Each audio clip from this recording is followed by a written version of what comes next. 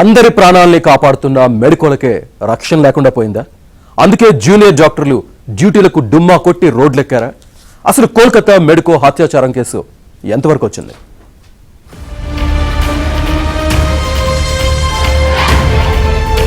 కోల్కతాలోని ఆర్జీకర్ హాస్పిటల్లో ట్రైనీ వైద్యురాలిపై దారుణ అత్యాచారం హత్యకు నిరసనగా దేశవ్యాప్తంగా జూనియర్ డాక్టర్లు ఆందోళన వ్యక్తం చేశారు.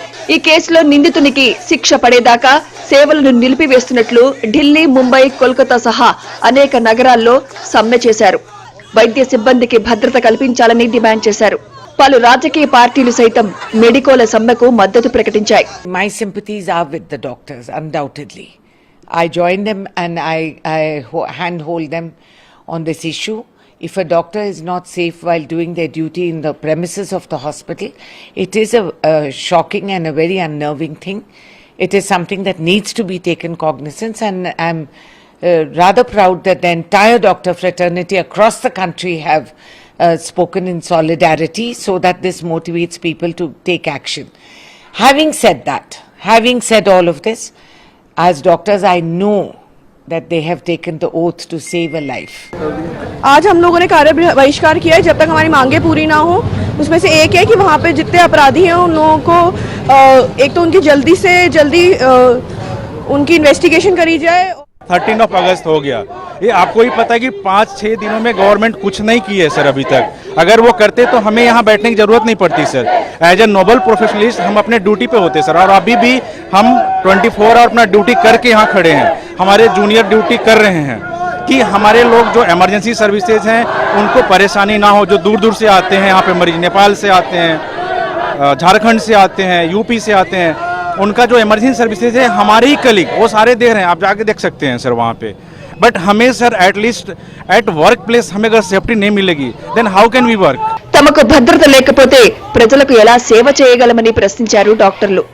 నైట్ షిఫ్టుల్లో మహిళా డాక్టర్లు పనిచేస్తున్నప్పుడు కనీస భద్రత లేదని ఆక్రోశం వెళ్లగక్కారు.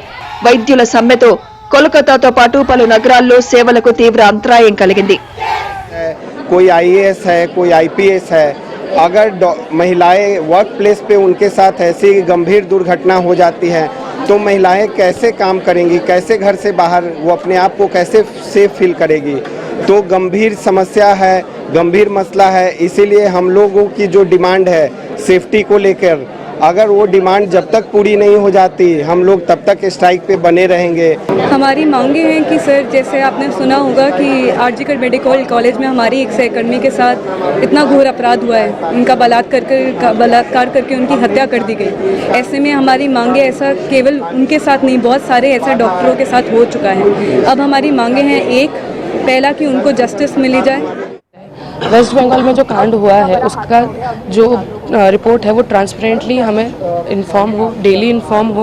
उसमें जो भी एक्शंस हो रहे हैं वो जल्दी से इन्फॉर्म हो. जो फैमिली है उनको कंपनसेट किया जाए. फोर्डा की जो भी डिमांड्स है हम उनको पूरी तरह से सपोर्ट करते हैं. కోల్కతా మెడికో అత్యాచారం హత్య కేసులో సంజయ్ రాయ్ అనే నిందితుడిని అరెస్ట్ చేశారు పోలీసులు. ఆయన పోలీస్ శాఖ తరపున పనిచేస్తున్న ఒక పౌర వాలంటీర్. ఆర్జీకర్ మెడికల్ కాలేజీ హాస్పిటల్తో అతడికి ఎలాంటి సంబంధం లేదు. పోలీస్ శాఖ తరపున పనిచేస్తూ ఆసుపత్రికి వచ్చేవారికి సహాయం చేసేవాడు. విధి నిర్వహణలో ఉన్న వైద్యురాలిపై దారుణంగా అత్యాచారం చేసి ఆమె ప్రాణాన్ని బలి తీసుకున్నా నిందితుల్లో ఎక్కడా దోషభావన లేకపోవడం పోలీసులను సైతం ఆశ్చర్యానికి గురిచేస్తోంది. పోలీసులు తనను పట్టుకున్నప్పుడు కూడా అతడి కళ్లల్లో ఎలాంటి పశ్చాత్తాపమూ కనపడలేదు. వారు తనను ప్రశ్నిస్తున్నప్పుడు కావాలంటే ఉరి తీసుకోండంటూ నిర్లక్ష్యపు సమాధానాలు చెప్పినట్లు సమాచారం. ఆసుపత్రిలో మిగతా మహిళలతోనూ సంజయ్ రాయ్ ఇలాగే ప్రవర్తించేవాడని తేలింది. సంజయ్ మొబైల్ ఫోన్ స్వాధీనం చేసుకుని పోలీసులు పరిశీలించగా అందులోనూ పోర్న్ విజువల్స్ ఉన్నాయి. మరోవైపు కోల్కతా వైద్యురాలి హత్యాచార ఘటనపై బెంగాల్ సీఎం మమతా బెనర్జీ అల్టిమేటం జారీ చేశారు. వారంలోగా కేసును పరిష్కరించాలని అధికారులకు మమత ఆదేశాలు జారీ చేశారు. మృతురాలి కుటుంబ సభ్యులను సీఎం మమత పరామర్శించారు.